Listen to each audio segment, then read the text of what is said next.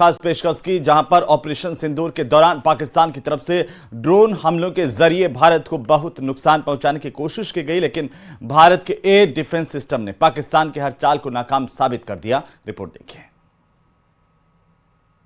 Air defence के आगे बेदम हुए ड्रोन अटैक, 3.5 घंटे तक लगातार पाकिस्तानी ड्रोन का शिकार। ऑपरेशन सिंदूर से तिलमिलाए पाकिस्तान ने जब 300 से 400 ड्रोन भारत भेजे तो इस उम्मीद में कि भारत को अधिक से अधिक नुकसान पहुंचाया जाए, लेकिन पाकिस्तान की हर साजिश को 3.5 घंटे चले ऑपरेशन में नाकाम कर दिया गया। पाकिस्तान के एक ड्रोन का L-70 ZU-23 mm और शिल्का सिस्टम से धराशायी कर दिया गया। स्वीडन की L-70 air defence gun 1 minute में 300 राउंड फायर करती है और इसका हर राउंड 1000 मीटर प्रति सेकंड की रफ्तार से आगे बढ़ता है। इसकी रेंज 3 से 4 किलोमीटर है और इसे रडार के जरिए भी ऑपरेट किया जा सकता है। इन्हें पूर्वी लद्दाख और पूर्वोत्तर समेत पाकिस्तान के मोर्चे पर तैनात किया गया है। वहीं भारत के एयर डिफेंस सिस्टम में शामिल ZU-23 mm गन ने भी अभूतपूर्व भूमिका निभाई। जब पाकिस्तानी ड्रोन भारत की सरहद में दाखिल हो रहे थे तब अचानक ZU-23 mm को एक्टिव किया गया। ये एक डबल बैरल रूसी गन है जिसके हर बैरल से 1600-2000 राउंड प्रति मिनट फायर किए जा सकते हैं, यानी एक गन 4000 राउंड फायर कर सकती है। ये गन मैनुअल इस्तेमाल की जाती है और 2 से 2.5 किलोमीटर की रेंज में आने वाले टारगेट को छलनी कर देती है। इस लाइट वेट गन को कहीं भी आसानी से डिप्लॉय किया जा सकता है। इसी तरह शिल्का सिस्टम ने भी ऑपरेशन सिंदूर के दौरान अपनी बड़ी भूमिका निभाई। शिल्का ZU-23 mm का ही दूसरा रूप है। इसे गाड़ी पर माउंट किया गया है। हर व्हीकल में 2 गन होती हैं, यानी से 8000 राउंड फायर किए जा सकते हैं। आमतौर पर जब भी टैंक का मूवमेंट होता है तो ये हर रेजिमेंट के साथ मूव करती है और दुश्मन के एरियल अटैक से अपने टैंकों की सुरक्षा करती है। खास बात यह है कि ये सभी पुराने एयर डिफेंस सिस्टम है, लेकिन हर सिस्टम को पूरी तरह अपग्रेड किया गया है और इसी का नतीजा है कि रात के अंधेरे में दुश्मन के खिलाफ बेहद सटीक पलटवार किया गया है। पहलगाम हमले के बदले की कहानी भारतीय सेना के शौर्य से शुरू होती है और खत्म होती है पाकिस्तान में हुई बेहिसाब तबाही से।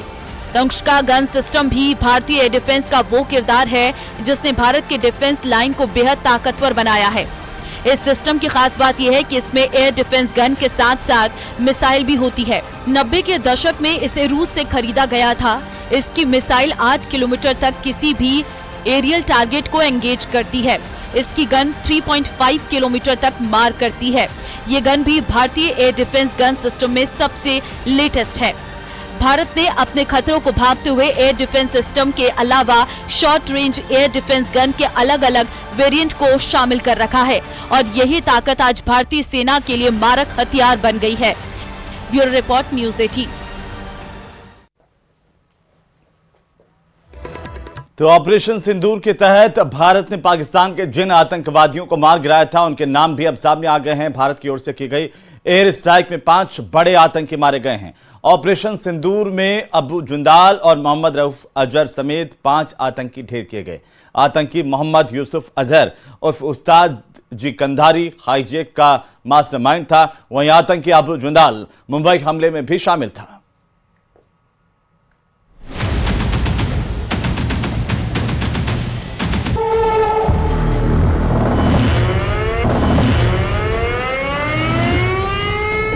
ऑपरेशन सिंदूर के तहत भारत ने पाकिस्तान के जिन आतंकवादियों को मार गिराया था उनके नाम भी सामने आ गए हैं। भारत की ओर से की गई एयर स्ट्राइक में 5 बड़े आतंकी मारे गए। ऑपरेशन सिंदूर में अबू जुंदाल और मोहम्मद रऊफ अजहर समेत 5 आतंकी ढेर हुए हैं। आतंकी मोहम्मद यूसुफ अजहर उर्फ उस्ताद जी कंधार हाईजैक का मास्टरमाइंड था। वही आतंकी अबू जुंदाल मुंबई हमले में शामिल था। मुदस्सिर खडियान खास उर्फ अबू जुंदाल लश्कर तैयबा का आतंकी था। मुदस्सिर खडियान मुरीदके में मकरज तैयबा का इंचार्ज था। आतंकी के जनाजे में पाकिस्तानी आर्मी ने गार्ड ऑफ ऑनर दिया था। पाकिस्तान के सेना प्रमुख और सीएम मरियम नवाज ने फूल चढ़ाए थे। हाफिज मोहम्मद जमील जैश ए मोहम्मद का आतंकी था। मौलाना मसूद अजहर का सबसे बड़ा साला था। आतंकी हाफिज मोहम्मद जमील बहावलपुर में मरकज सुभान अल्लाह का इंचार्ज था।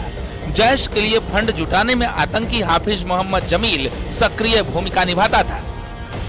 मोहम्मद यूसुफ अजहर उर्फ उस्ताद जी जैश मोहम्मद में था और मौलाना मसूद अजहर का साला था। इसका काम जैश के लिए हथियारों की ट्रेनिंग देने का था। हथियारों की ट्रेनिंग देने का जिम्मा इसी के पास था। आतंकी मोहम्मद यूसुफ अजहर जम्मू कश्मीर में कई आतंकी हमलों में शामिल रहा था। IC-814 कंधार विमान अपहरण केस में वांटेड था। खालिद उर्फ अबू अकाशा लश्कर तैयबा का आतंकी था। जम्मू कश्मीर में कई आतंकी हमलों में शामिल रहा था। अफगानिस्तान से हथियारों की तस्करी में शामिल था। इसके जनाजे में भी पाक सेना के कई अधिकारी शामिल थे। मोहम्मद हसन खान जैश मोहम्मद से जुड़ा आतंकी था। पाकिस्तान के कब्जे वाले कश्मीर में जैश के प्रमुख मुफ्ती असगर खान कश्मीरी का बेटा था। मोहम्मद हसन खान का आतंकवादी नेटवर्क जम्मू कश्मीर में हमलों की योजना और तालमेल में अहम भूमिका निभाता था। पहलगाम का बदला लेने के लिए भारत ने ऑपरेशन सिंदूर चलाया, जिसके बाद से पाकिस्तान लगातार अंतर्राष्ट्रीय सीमा पर भारी गोलीबारी कर रहा था। पाकिस्तान लगातार मिसाइल और ड्रोन दाग रहा था, जिसका भारत ने मुंह तोड़ जवाब दिया और POK में आतंक के कई लॉन्च पैड को निशाना बनाया गया। Bureau report, news 18।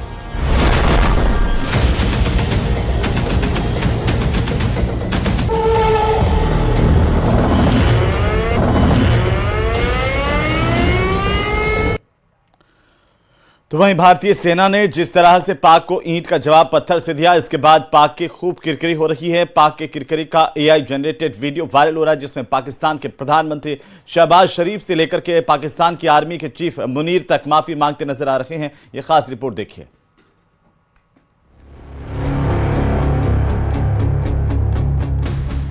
भारत के साथ सैन्य संघर्ष में पाकिस्तान को जबरदस्त नुकसान पहुंचा है।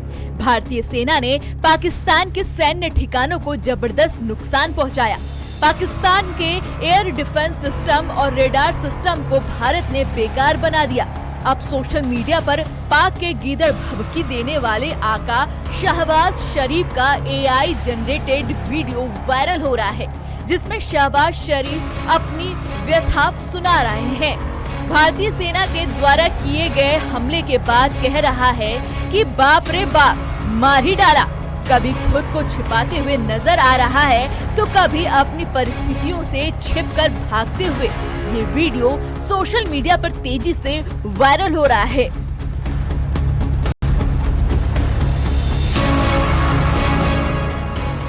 भारतीय सशस्त्र बलों की कार्रवाई में पाकिस्तान के ADR और रडार सिस्टम पूरी तरह से ध्वस्त हो गया है। भारतीय सेना ने पाकिस्तान के लैंड और एयर असिस्टेंस को नुकसान पहुंचाया, यानी भारत की कार्रवाई से पाकिस्तान के सैन्य ढांचों को जबरदस्त नुकसान पहुंचा है। पाकिस्तान की तस्वीर भी बदल गई है। अब ऐसा ही एक AI जनरेटेड तस्वीर सोशल मीडिया पर वायरल हो रहा है, जिसमें पाक रक्षा मंत्री भारत से माफी मांग रहा है। ख्वाजा आसिफ का AI जनरेटेड वीडियो देखिए, जिसमें कह रहा है, अंकल बचा लो। अरे मोदी सर, गलती हो गई, मिस्टेक हो गई। वीडियो में दिखाया गया है कि पाकिस्तान धमाकों से दहला हुआ है और ख्वाजा आसिफ माफी मांग रहा है। अब AI जनरेटेड एक और वीडियो देखिए, जो सोशल मीडिया पर तेजी से वायरल हो रहा है, जिसमें आर्मी चीफ मुनीर खुद को कोस रहा है और कह रहा है, मैंने तो फ्लावर समझा था, ये तो फायर निकला। ये भारत की सेना नहीं, सुपर सेना है। मुनीर अपना माथा पकड़ रहा है।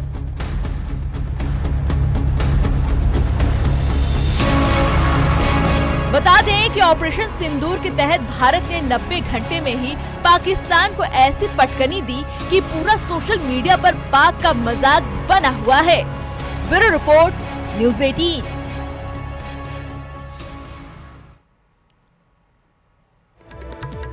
तो ऑपरेशन सिंदूर के दौरान इसरो ने भी बड़ा किरदार निभाया है। इसरो के चेयरमैन वी नारायणन ने कहा है कि देश के नागरिकों की सुरक्षा सुनिश्चित करने के लिए कम से कम 10 सैटेलाइट लगातार 24 घंटे काम कर रहे हैं। सैटेलाइट से लगातार निगरानी की जा रही है। 7000 किलोमीटर के समुद्री तट क्षेत्रों की निगरानी भी हो रही है। रिपोर्ट देखिए।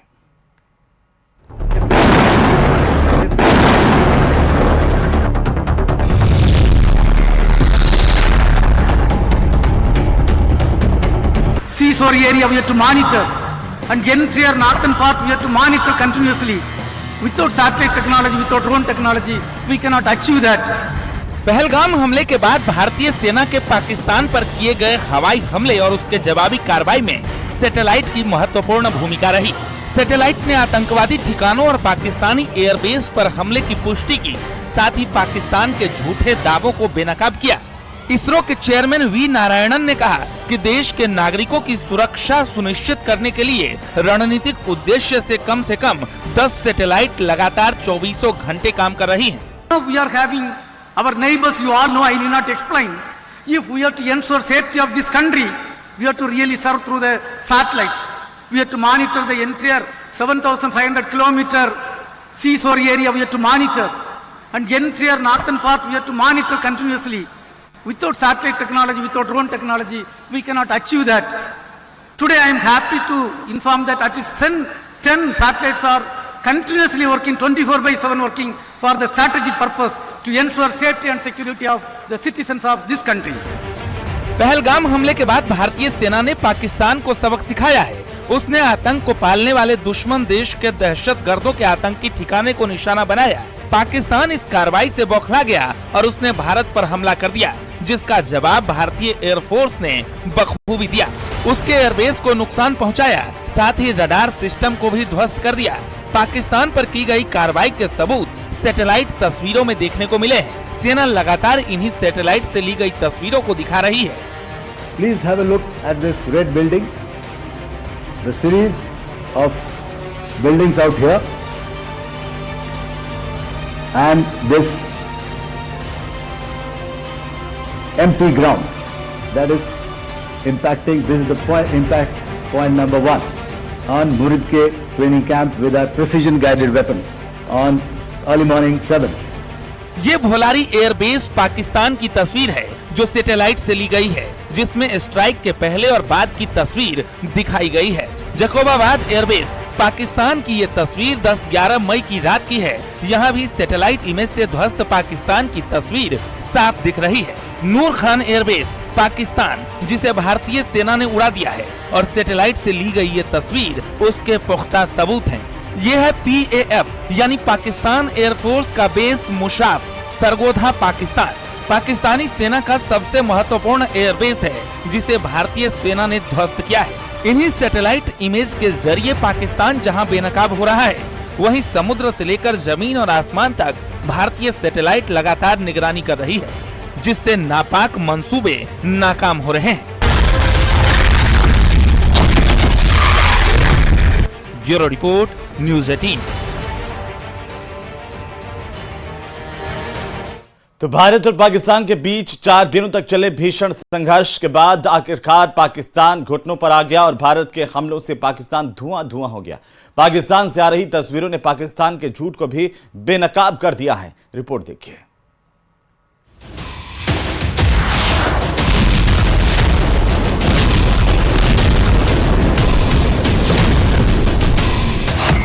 सिर्फ 90 घंटे में निकला पाकिस्तान का दम। Called the Director General of Military Operations of India at 15:35 hours earlier this afternoon.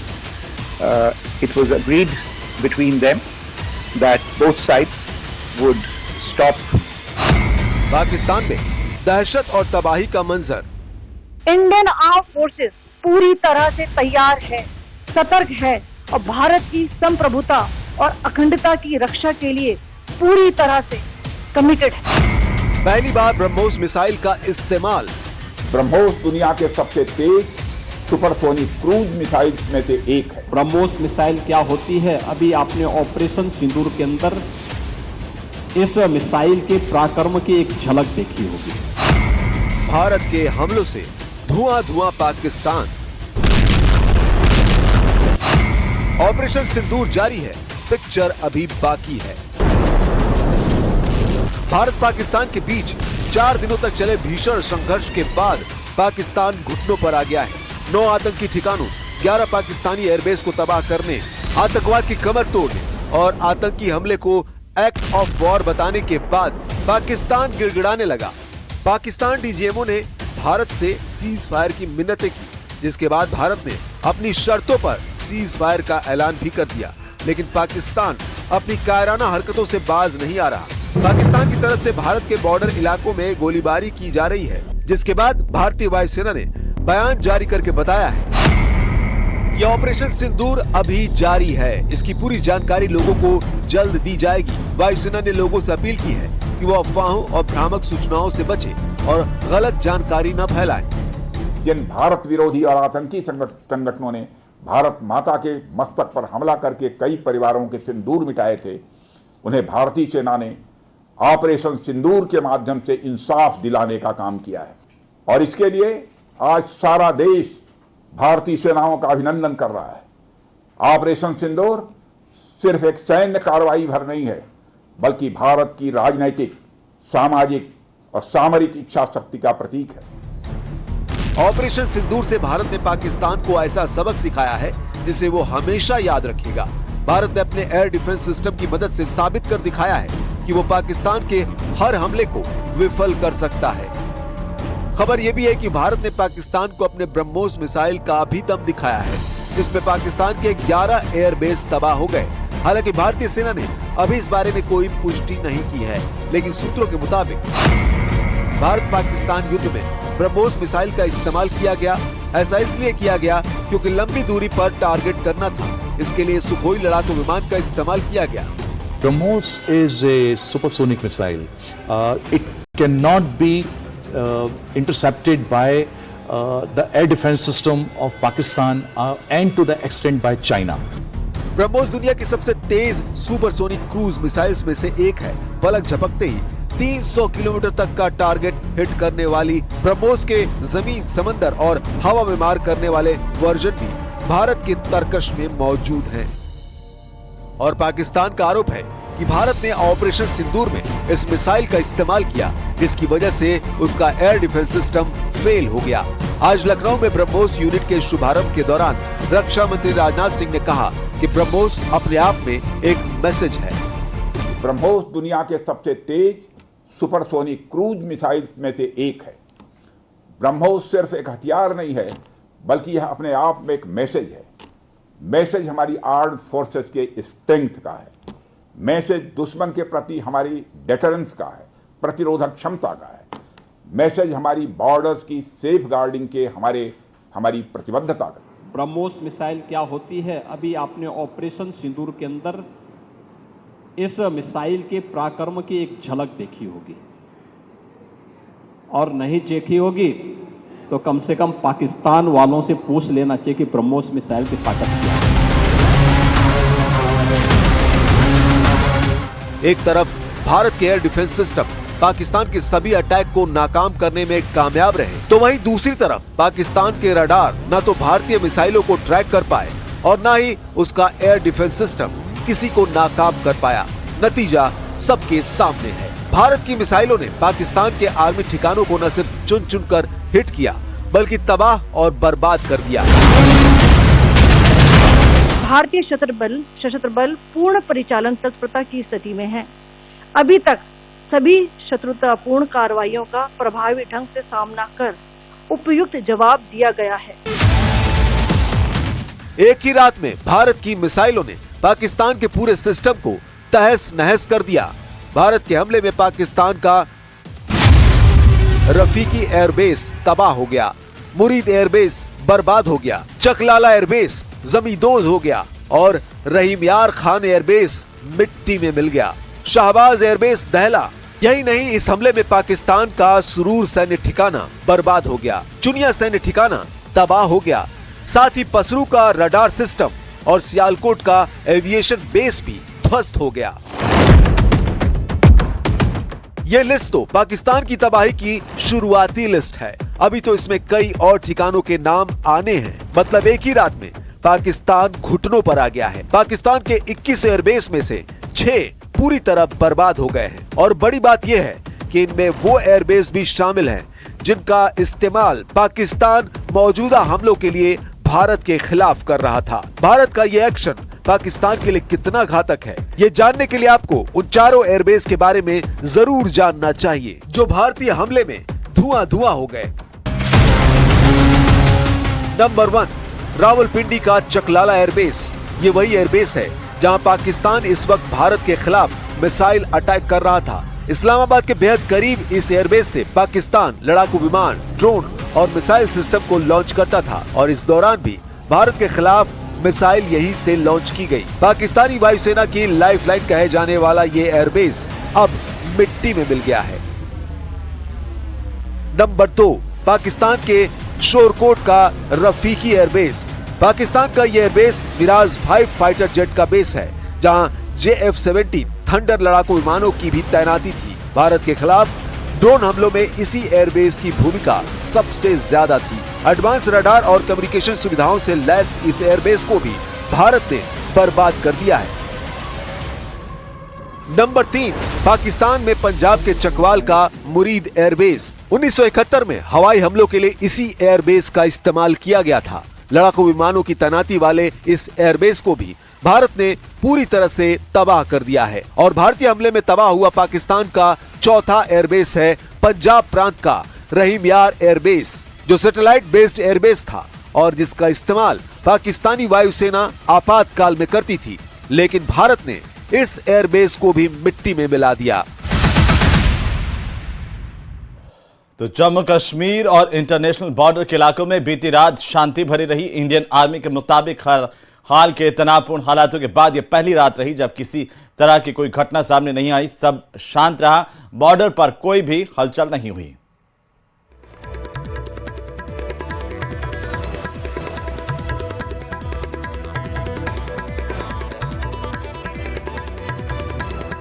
Line of control पर लगातार तनाव बना हुआ है। हालांकि सीज फायर हुआ था, लेकिन जब सीज फायर की वायलेशन हुई उसके बाद लोगों का भरोसा टूट गया और अब लोग जो हैं कई जगहों पे बंकर बना रहे हैं और जहां पे बंकर बने हुए हैं उनके दरवाजे पहले ही खोल दिए गए। और जब लगातार उड़ी इलाके में फायरिंग 2 नाइट्स तक हुई तो लोग बंकर में चले गए जिन जिन के पास थे, और बहुत सारे लोग इन इलाकों से निकल चुके हैं खुद अपनी मर्जी से भी, और कुछ लोगों को इवैक्यूएट भी किया गया। मैं आपको दिखाने की कोशिश करूंगा।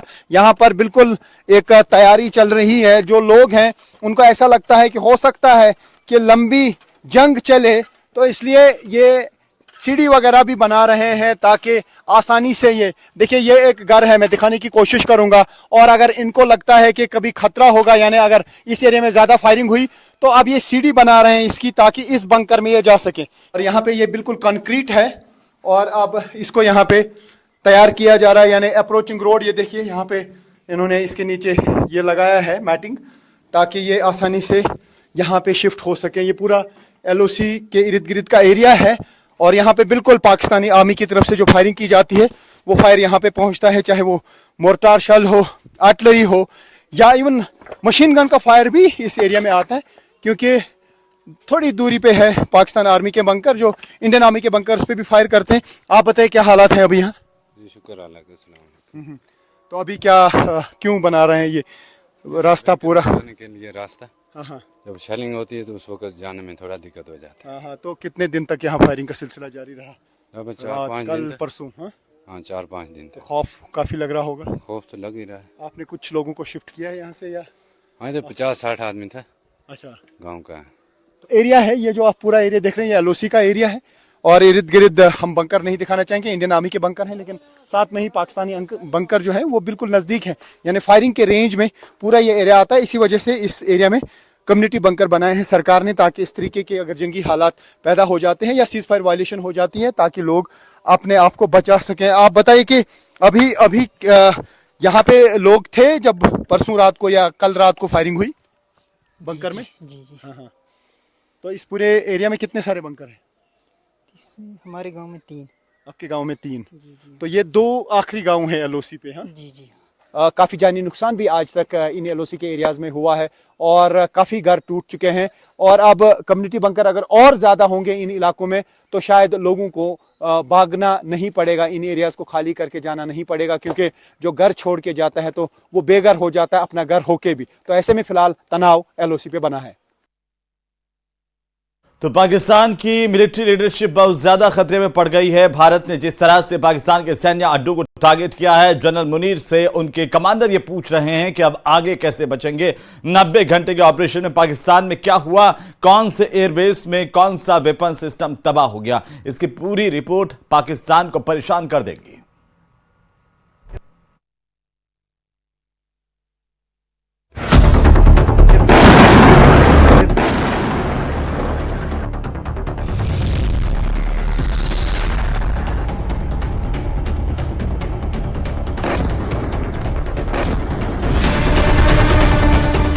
भारत और पाकिस्तान का सीज फायर क्यों हुआ, उसके लिए ये तस्वीरें जिम्मेदार हैं।